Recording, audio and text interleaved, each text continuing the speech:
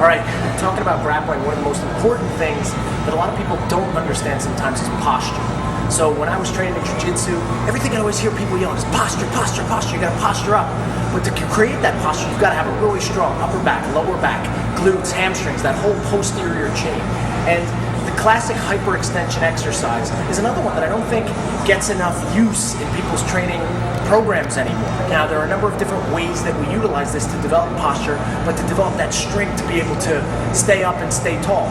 When you have great posture, that's when you're harder to submit, harder to be bent over, harder to throw. Critical for jiu-jitsu, judo, wrestling, and MMA. So, first thing with the hyper is, just getting into the right height. You can keep the arms in front of yourself, coming down, and then coming all the way up, and again, holding an isometric. Again, when we're doing this, you're getting the low back, the glutes, and the hamstrings are really firing like crazy.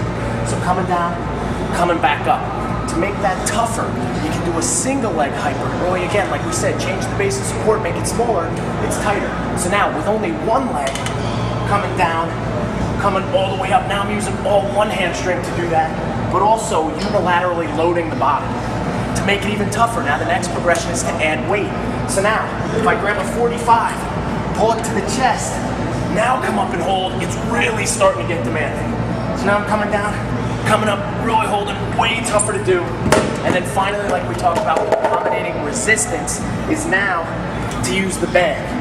So I place the band behind the neck, come up, and as I come up, it gets harder and harder as I move.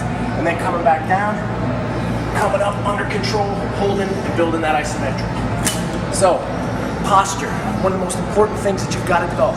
Because if people can't break your posture and they can't break your balance, you're going to be a tougher warrior. So work on this, try it out in your next workout.